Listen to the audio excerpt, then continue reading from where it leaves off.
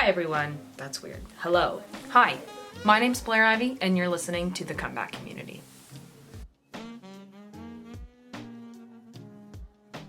I'm a current CEP senior, and my project is a podcast focusing on community resilience throughout the time of a disaster.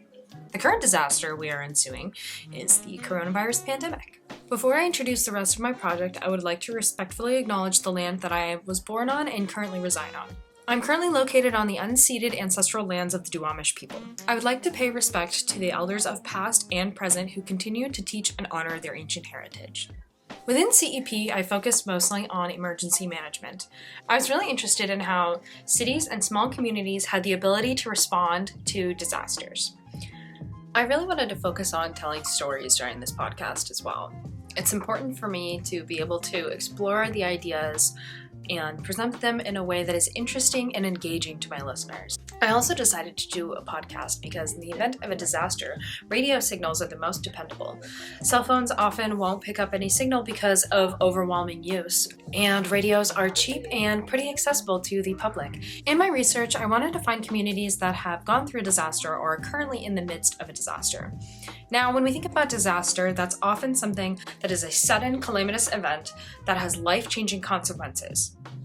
Initially, I was focused in on the South Seattle area around the Duwamish River. King County's highest rates of asthma are located in South Seattle and South Park area. It is not, however, what you would think it would be, such as an environmental effect because of the Superfund site of the Duwamish River. This is mostly because of all of the poor planning from the delivery trucks that go in and out of the industrial areas such as Boeing Field and Boeing Airspace. I wanted to really focus in on the community work that's being done to clean up the river, as well as on the other side to push for the health of the community and really take charge of that. And I wanted to interview some of the youth in the area that were making a difference in their communities by planting trees, educating their neighbors, and really raising awareness for their culture and the safety of their environment in their neighborhoods. I started researching what resilience means. In what context was I looking at? I was interested in the individual and considered what characteristics to keep in mind when searching for how these could apply to a larger community as well. I searched for dangers that the city was already planning for. I had been considering the effects of climate change for quite some time and wanted to explore flooding, worsening weather conditions, or earthquakes. I watched a movie called Paper Tigers about a school in Walla Walla that used the ACE test in order to predict their most at-risk students and help assure their futures. So I looked into some of the most at-risk communities in the Seattle area and focused in on the lower Duwamish waterway. The EPA has declared the Duwamish River a Superfund site, and 13 of the 14 heaviest industrial polluters are located within a half mile of communities of color, immigrants, refugees, and low-income residents, many of which are located around the Duwamish Valley. Their action plan lists a healthy environment and public safety as priority areas as well. It was clear that this community was making an effort to plan for the future and knew that working together as a community to build and grow was a good place to start. I found the Duwamish Valley program, which helps promote equity, accountability, and communication to prioritize those most affected by racial inequities and health disparities. I knew I wanted to create a podcast, so I began reaching out to people who would be willing to talk to me about their role and resilience within their community, and asking how they could use their skills to help others become more resilient. So I began reaching out. I interviewed Robin Schwartz, who is the development and community advocate for the Duwamish Cleanup Coalition. I reached out to Councilwoman Lisa Herbold of District 1 from West Seattle and South Park, and Tammy Morales of District 2 for South Seattle in the Central and International District. They both serve on the Public Safety and Human Services Committee, and Councilwoman Herbold as the chair, which provides a policy direction on emergency medical services, emergency preparedness, and management. Councilwoman Morales also serves as the vice chair of the Sustainability and Renters' Rights Committee, which handles matters relating to urban sustainability, climate justice, and conservation, as well as the effects of gentrification and unaffordable rent. They did not respond to any of my emails, however. So, what do we do when we fail? How can I seek help? I looked at Seattle's Resiliency Roadmap to get an idea of the framework created to guide us to a safe and successful future. We are only as strong as our weakest link, and we must be able to support our most vulnerable communities. We must help protect our workers, their health, and their homes. Those who are most vulnerable to climate change may not have the resources to protect themselves. In doing my research for resilience, I figured out that I had to come up with my own definition of it. When bringing in a lot of different factors of resilience, you can look at a time frame and how fast you have overcome this disaster. Or you can look at the scale of the disaster, whether it is a small individual disaster or something that has taken place in a large citywide or even worldwide. All of this research was done, however, before It's coronavirus. The COVID-19 for the coronavirus. the coronavirus pandemic. The definition that I've come up with is very specific into the three most important things that I want to highlight about being a resilient member of a community or a resilient human. So my definition is the ability to survive, adapt, and grow post-disastrous event. Now, I think these are three really important aspects of resilience. In order for you to break it down step by step, I've been interested in the idea of resilience ever since I was a little kid. I grew up in Dubai in the United Arab Emirates, where it almost never rains. But when it does, the entire city is shut down for a couple of days while they reconvene. None of the infrastructure is built to handle rain. Schools and shops flood, and people don't know how to drive or get anywhere, so the entire city shuts down.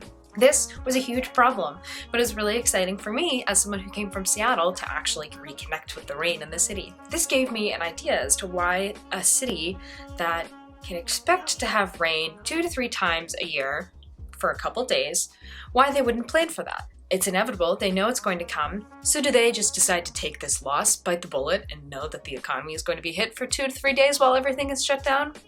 I'm not sure. I'm going to profile 3 guests that I've interviewed for my podcast thus far, each representing 3 different aspects of my own definition of resilience. The first, survive, the second, adapt, and the third, to grow. Sherry and Mary are both nurses at Harborview Medical Center. They work as physicians for the medical staff at Harborview. I interviewed them to get their opinion on resilience and how they have to adjust their lives and jobs to survive the pandemic. They expressed hope for the future as Seattle has been successful in lowering the curve by way of social distancing. Sherry and Mary have talked a lot about what it means to survive. In 2002, many people stored extra PPE for the SARS pandemic, thinking that it would come back again. Much of it expired and was unusable for the rest of the months. I also interviewed a man I'm going to call Mr. X. Mr. X grew up in Vietnam during the war and told me his stories of escaping at night in the belly of a boat with over 50 other people, only knowing his one sister. No one knew where they were going or how long they were going to be at sea for.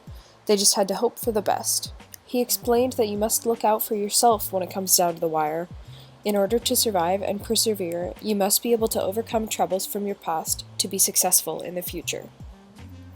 Mr. X's example talks a lot about his own specific life and his fight through adversity. However, there's a lot of really important lessons that we can take out of his story. Max talked a lot about the things that have changed in his life and his daily work and how things can look different in the future. It would help if we didn't charge bus fares for everyone. He explained to me as well that the bus fares don't really go to anything significant within the King County metro system. In other words, the fares really aren't necessary, and we could easily do away with them. This is only one successful way of adopting that I have explored, and I hope that many of my listeners can use this as an example to explore many other ways that they can change things in their lives to be successful and to overcome their challenges at home as well as the world. Let's listen in for Max's interview to learn a little bit more about what he does during his daily job. My name is Max Imholt. Actually, my real name is Mark Imholt, but Max is what everybody calls me. He is a Metro Transit operator. Better known as bus driver for King County for the past 12 years full-time. And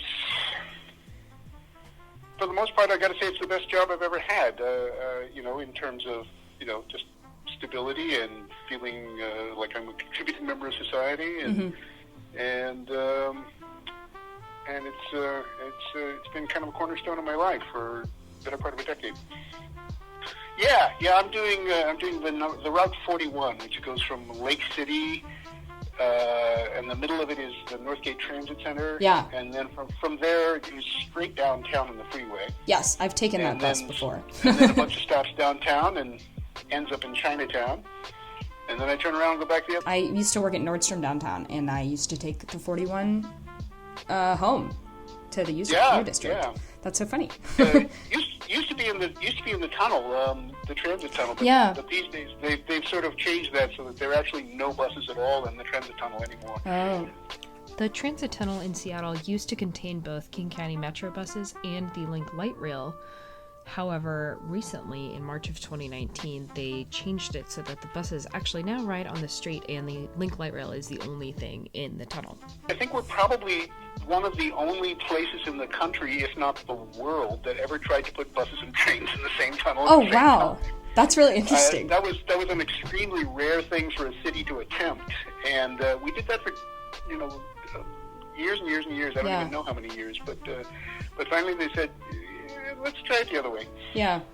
I wanted to ask him more about how his daily routine has changed since the pandemic, since in Seattle, all passengers have to enter the bus from the back or the middle of the bus in order to prevent anyone from coming into contact with the driver. I imagine that becoming kind of lonely, so I wanted to know if he still interacted with some of his passengers. I'm obviously talking less to most people because most of them are staying in the back of the bus. Yeah. And the other big difference is that Metro has done away with collecting fares. The fare box is still in the bus, but we're pretending it isn't there. Yeah. Nobody is tapping their Orca cards. Nobody is putting any money in the fare box, and that's fine with Metro. So we're not collecting anything for any ride. All rides are free. And I personally love that. It simplifies tremendously. Ever since I ever started driving a bus, I said, wouldn't it be wonderful if nobody ever had to pay for a bus ride? Yeah. You know? And it's too bad that it took something like a virus to make it happen. Yeah. But the upside is that there was all of the tension that was around the fare box, all of that has gone away. Yeah. So all of that that aspect of the job is much nicer than it used to be.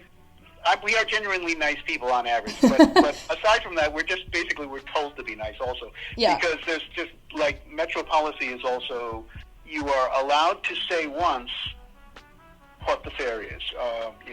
The fare is $2.75, so on and so forth. Whatever the fare happens to be for that individual. Yeah. If somebody doesn't have the fare, you say something nice like, oh, well, I'm sure you'll make it up some of the time in the future, go ahead, have a seat, have a nice day, and that's all you can do, and that's all really you should do. Yeah. And in the back of my mind, I'm always thinking, bus rides, in my opinion, should always have been free to begin with. Yeah. So it's like, oh, well, now they are. So isn't that wonderful? Max made some good points. Why isn't all public transportation free? Why can't cities provide free public transportation for everyone? Is it that hard? For those whose success who may be held back by a bus fare, this is a no-brainer. We must pay special attention to the adaptations that are made during this time in order to be successful in the future and implement those same adaptations from our daily lives. So, what have I learned? Well, I've summed it up to 3 ideas. Number 1, if you want to do something with your community, you have to dig in and get involved. I worked hard to reach out to the people who I thought had invaluable opinions on resilience, and without their contribution, I wouldn't have anything to share. Number 2, resilience is different for everyone, but we can all agree on the fact that it's an important skill for communities and individuals to learn, and to build a better successful future. And number 3, if you leave with just one key feature of resilience, let it be this: we have to stick together. Community is life. Think about where you are right now. Would you be in the same position if you had done it all alone? We have to be able to work together to build stronger communities to lift each other up. I hope to be able to continue my work through the podcast and explore many more ways that hardworking individuals, much like yourself, are making a difference in the lives of their neighbors every day. Thank you so much for watching. I'm Blair Abbey. Have a great rest of your evening.